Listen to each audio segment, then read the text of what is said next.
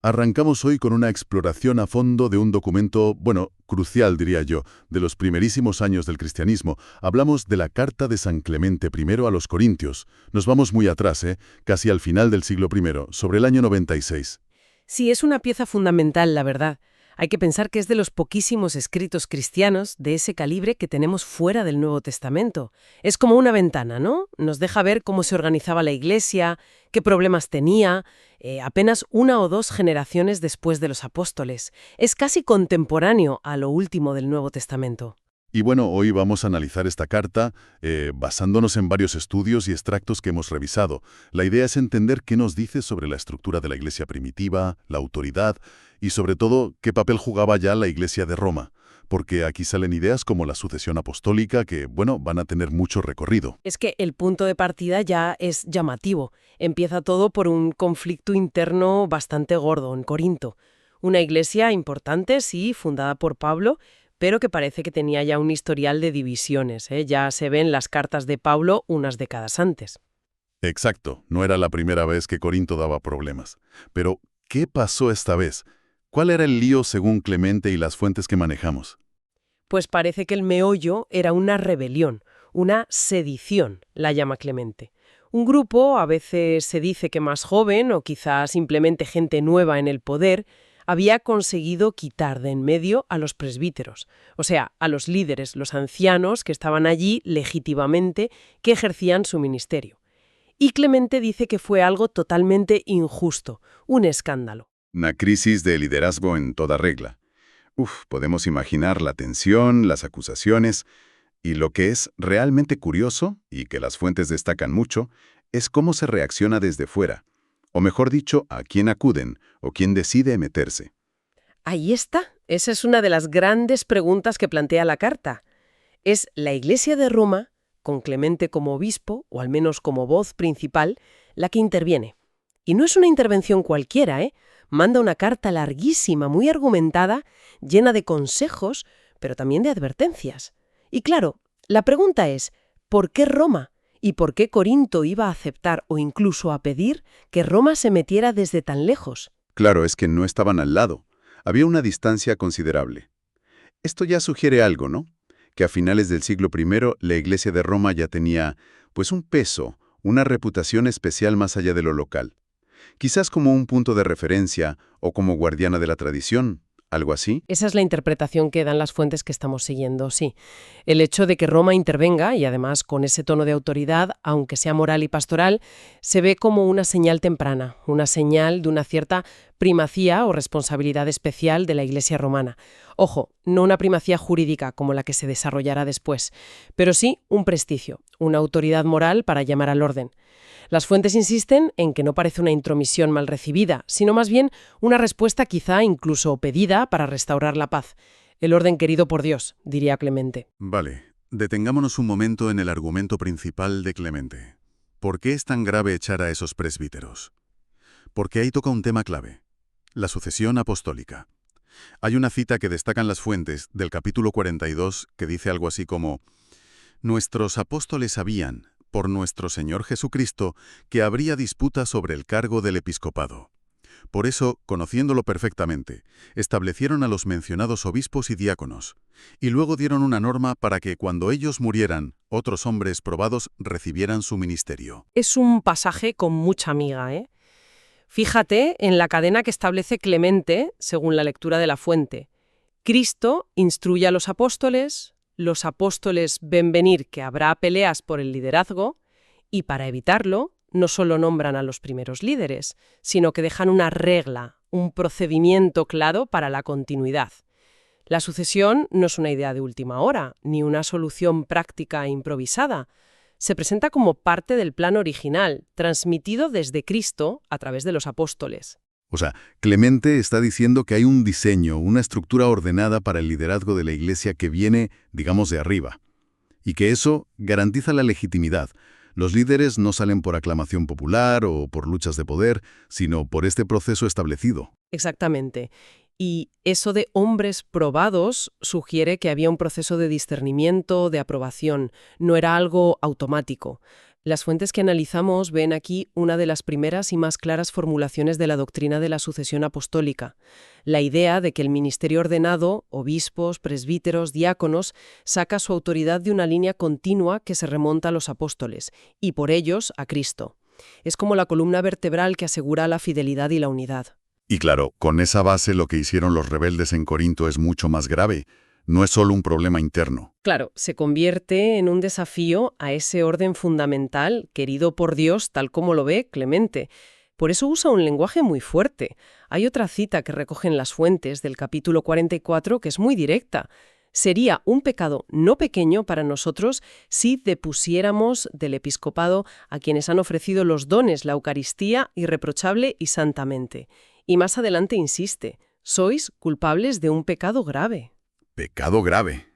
No es una simple falta administrativa. Lo está elevando a una dimensión teológica muy seria. Totalmente. Desde la perspectiva de Clemente, y que las fuentes católicas lógicamente enfatizan, desobedecer o echar a los líderes legítimos es romper la comunión, es ofender la voluntad de Dios para su Iglesia. Y esto conecta directamente, según estas fuentes, con la enseñanza posterior sobre la obediencia a los pastores como algo esencial en la vida cristiana dentro de esa estructura. Pero esto plantea una dinámica interesante sobre la autoridad. ¿Cómo ejerce Clemente esa autoridad desde Roma? Es una orden directa y ya está. Porque también parece que hay un tono pastoral, ¿no? Ese es un punto que las fuentes miran con lupa. El tono de la carta es una mezcla curiosa. Por un lado, la firmeza es innegable. Clemente no da una opinión personal. Habla en nombre de la Iglesia de Roma y espera, claramente, que se le haga caso para resolver la crisis. Pero por otro lado, envuelve esa autoridad en un lenguaje de caridad, de preocupación pastoral, de amor fraterno.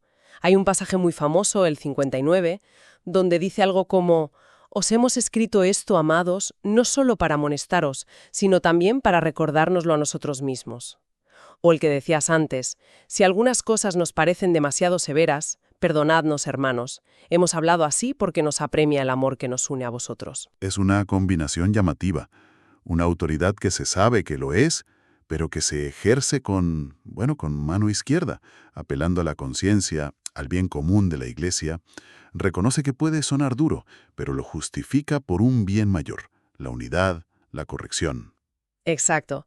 La interpretación que dan las fuentes es que esta carta no es un simple consejo entre amigos, es una exhortación oficial, un acto de gobierno eclesial, aunque se exprese con caridad. Se entiende como un ejercicio temprano de esa solicitud omnium ecclesiarum, esa preocupación por todas las iglesias que luego se atribuirá al obispo de Roma de forma más específica.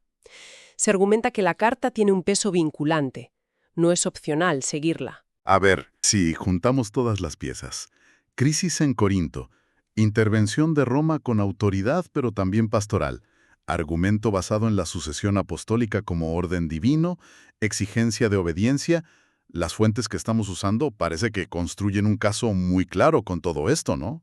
Sí, es evidente que las fuentes usan esta carta también con una finalidad apologética, o sea, para defender una visión concreta de la historia de la Iglesia. En concreto, para rebatir la idea de que la primacía papal o una autoridad importante de Roma sobre otras iglesias es algo que apareció mucho más tarde, quizá en el siglo IV, V o incluso en la Edad Media, según algunos críticos. Entonces, ¿cuáles son los puntos clave que estas fuentes sacan de la carta de Clemente para apoyar esa visión de una influencia romana temprana? ¿Cómo lo resumen? Pues destacan principalmente tres cosas que están relacionadas. Primero, el hecho mismo de que Roma intervenga. Que ya en el 96 después de Cristo, la Iglesia de Roma, a través de Clemente, se sienta con autoridad y responsabilidad para meterse en un conflicto gordo de otra iglesia importante y lejana como Corinto. Segundo, ¿cómo se recibe esa intervención? Aunque no tenemos la respuesta de Corinto, el tono de la carta y la tradición posterior sugieren que no se rechazó como una intromisión. Esto indicaría que se reconocía, al menos de forma implícita, un estatus especial o una autoridad moral particular de Roma ya en esa época. Y tercero, el contenido doctrinal. La carta muestra una conciencia muy clara de la importancia de la sucesión apostólica para la legitimidad del ministerio y para mantener la unidad.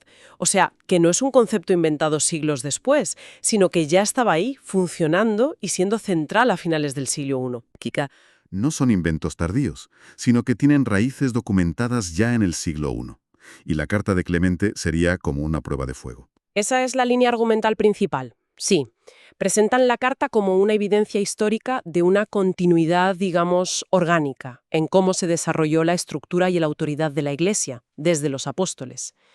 La usan para mostrar que la Iglesia primitiva no era simplemente una federación de comunidades independientes, sin ninguna referencia central o estructura clara, sino que ya existían mecanismos de cohesión y un sentido de orden universal.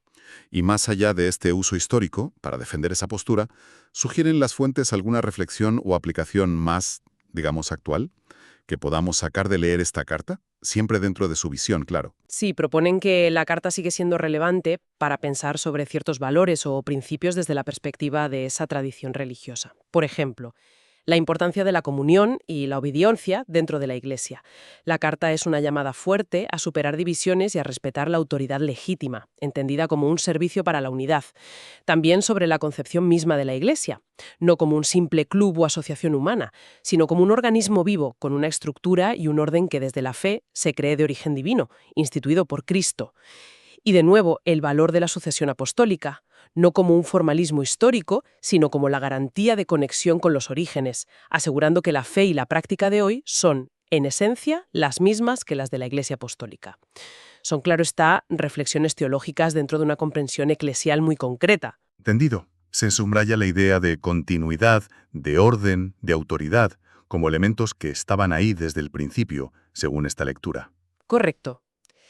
La carta de Clemente se convierte en esta interpretación en un argumento potente a favor de una visión particular sobre la identidad y la estructura de la Iglesia a lo largo del tiempo. Bien, creo que hemos recorrido los puntos más importantes que nuestras fuentes sacan de este documento tan significativo. Si tuviéramos que resumir la esencia de esta exploración. Pues podríamos decir que la carta de Clemente a los Corintios, vista a través de estos análisis, es un testimonio increíble del cristianismo del siglo I. Nos revela una iglesia que ya estaba muy preocupada por su organización interna, por la legitimidad de sus líderes a través de la sucesión apostólica, y nos muestra un escenario donde la comunidad de Roma, incluso tan pronto, ya tenía un papel activo y destacado en mantener la unidad y resolver conflictos en otras iglesias lejanas. Demuestra que las cuestiones de estructura y autoridad fueron centrales desde muy, muy pronto. Sí, impacta ver cómo debates y estructuras que van a marcar siglos de historia cristiana ya estaban tomando forma de manera tan clara hace casi 2000 años. No era un mundo idílico y sin problemas, sino uno donde ya se buscaban activamente mecanismos para mantener la cohesión. Sin duda, y quizá más allá de las implicaciones teológicas concretas que las fuentes destacan, el caso en sí mismo invita a una reflexión más amplia, casi sociológica, diría yo. ¿A qué te refieres? Pues mira, podemos fijarnos en el patrón humano que hay debajo. Una comunidad local en crisis busca, o al menos acepta, la intervención de una autoridad externa que percibe como referente para restaurar el orden. Este episodio del 96 después de Cristo, entre Corinto y Roma, es un ejemplo muy antiguo de algo que se repite en la historia de las organizaciones humanas. Esa tensión entre la autonomía local y la cohesión global, y la búsqueda de centros de autoridad reconocidos para gestionar conflictos y mantener la unidad a través del espacio y del tiempo. Quizá nos dice algo sobre cómo las instituciones, sean religiosas o no, han luchado siempre por equilibrar la diversidad interna con una identidad y una estructura comunes.